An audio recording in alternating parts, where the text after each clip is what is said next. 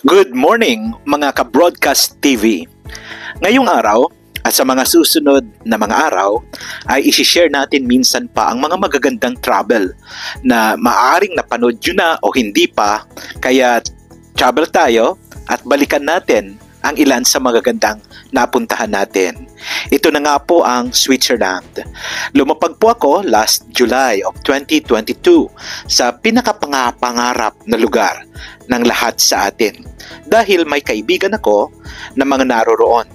Soon after na mawala ako sa politics, nagbukas naman ang pagkakataon para mabisita ko ang mga dream places. Mula po sa Qatar, 6 hours and 10 minutes ang flight. At kung mula Manila to Qatar ay 9 hours ang flight, tapos may 6. Ganun lang naman kahaba ang biyahe. So ito po ang Zurich International Airport, or sa German words, sa German language ay Flughafen. Yan po ang tawag nila. Yan po ay sa Kloten o sa Zurich Airport. Nasa 434 meters above sea level o 1,343 feet.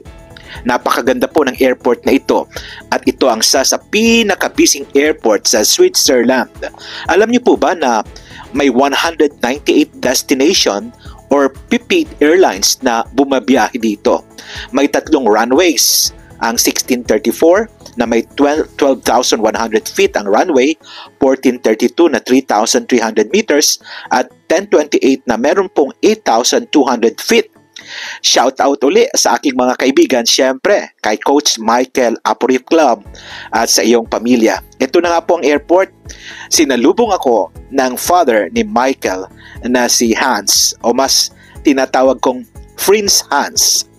So sabay niya rin na sumundo sa akin si Mix, ang anak ni Michael, na ngayon ay talagang binatang-binata na.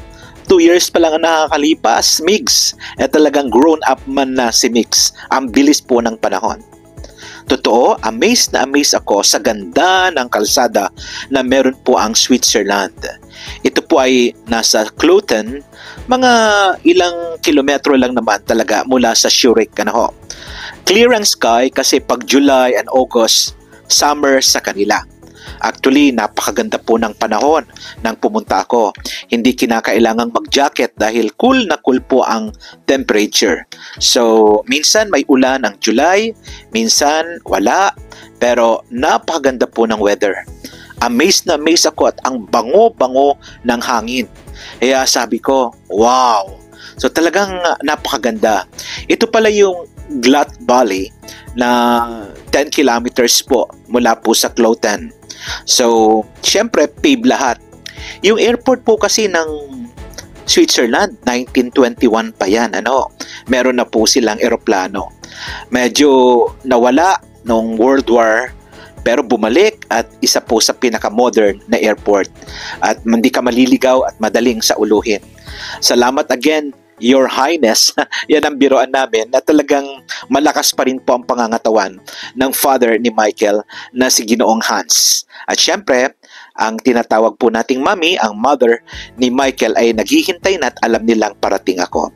So left and right, pag bagong dating ka sa lugar, pinipilit mong basahin yung hindi mo mabasa ang mga salita. Kasi German po talaga.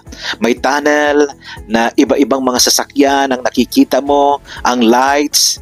Talagang wow, nasa advanced nation na nga ako na isa sa pinakamahal na bansa. Talagang popular po dito ang public transport, pero kailangan din na may kotse ka katulad ng ganito dahil may mga bagahe ay talagang susunduin nila ako, and talagang isang buwan ang i-stay ko dito noong July of 2022. Namimiss ko at talagang kung pwedeng ang balikan, babalikan natin. Pero mahal. Nasa mga around 49,000 ang round trip, pero syempre ang cost of living ang napakamahal dito. May mga nakakasabay pa pala akong mga campers ang kaya papunta sila. Kasi it's summer, kaya talagang lilibutin nila ang best of their countries. Syempre, tinatawag po ang Switzerland na mountain country. Halos walang patag, puro bundok po yan. Yung airport na nga lamang ay nasa 1,300 feet above sea level. Papunta po kami ng Oberlunghopen na kung saan ito po ang bahay nila Michael. Nasa 1 hour drive din po ang Oberlunghopen. Dito po sa Glatt Valley na nakikita nyo, wow, manghang-mangha ako talaga sa green grasses, no? Na ito po ay nasa mga 19.3 square kilometers. 34.1 ay agricultural use, no ho. Tapos 26.7% naman ay forested area. Nasa 38.2% ang building or roads at 1% lamang po ang river or glacier. Gaganda ng mga bahay, ano ho.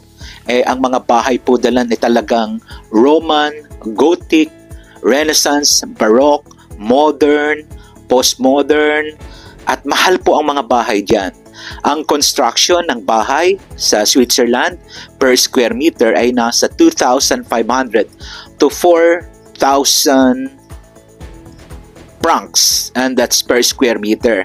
So ang isang bahay ho siguro wala pang lupa ay nasa 34 million pesos, kung sa atin super hirap po na pundarin yun, kaya magre-rent ka na lang. Marami pong agricultural land at by the time ito pong mga mais, mga trigo, the fact na yung Nestle ay talagang dito naman po nag-originate, no? At ang laging sinasabi ka sa akin ni Mr. Hans, ang father ni Michael, na talagang tinatanim nila ang kinakain nila. Hindi sila umaasa sa mga galing sa ibang bansa. Kung meron man, konti, pero pinoproduce nila yon. Mayaman na sila, masisipag pa, kaya talagang napaka-unlad. So, yung Oberlunghopen po ay mas maliit na lugar. So, mas masarap ang buhay doon kasi mas mai-enjoy mo yung countryside ng Switzerland, na yun naman ang hinahanap natin at hindi yung sa city. Ano? So, ang Oberlunghopen naman na pupuntahan po namin na ikinukwento ni Mr. Hans ay may 3.3 square kilometers na kung saan 56.5% ang agricultural use. Ano? Talagang malaki ang ginagamit sa food production nila. Tapos hindi ho nawawala ang forest. Actually, nakakita kami ng usa along the way. Super wow ang paligid, ganda. Tapos asfaltado yung kalsada. Makikita mo yung mga bundok na yon na paggabi or minsan talagang puting-puti dahil sa snow. Kaya mas masarap talagang pumunta ng summer kasi talagang mai-enjoy mo ang countryside. Siyempre, pag magdadrive, nasa kanan yung manibela, kaya hindi ko magawang mag-drive dyan dahil iba ang mundo, baka maaksidente ako. So, ang Oberlunghopen ay 24% forest, 15.8% ay buildings, and 3.6% ay river. Ang Oberlunghopen ay may mga 815 workers, bilang na bilang nila, no? Ganda ng bus na dumaan na yun, ano? 2 bus na magkakabit. Pero mas gusto ko yung mga bahay na ganyan kumpara sa mga modern na mga high-rise. Talagang hindi nila kinikiba at daang taon na ang gulang na mga bahay na yan. Ang pupuntahan namin ay sa ilalim po ng distrito ng Bremgarten, na talagang makikita mo yung super old na mga buildings na yung history nangungusap. Alam nyo po ba na nasa 1.86% lamang ang mga unemployed o walang trabaho sa lugar na ito? Lahat po sila'y nagtatrabaho kasi kailangan pagdating po ng araw at pag sila'y tumanda, yung pension po nila ay enough para makapag-abroad ka. Kaya ang daming mga Swiss o Swiso ang nasa iba't ibang panig ng mundo pag sila'y nag-retire na kasi yung kanilang pensyon sapat para i-enjoy nila ang buhay nila. Kaya sa pagdadrive na ito, sabi ko, nako, 1 buwan ako na mananatili sa Switzerland. Ano kaya ang mga exciting moments na mararanasan natin?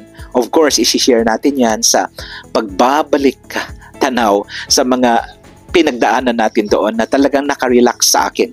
At nawala ang lungkot nung nawala ako sa politika, pero it's an opportunity to learn at sana nga ma-share ko uli ito, yung mga natutunan natin sa ating bansa, sa ating lalawigan pag nakabalik.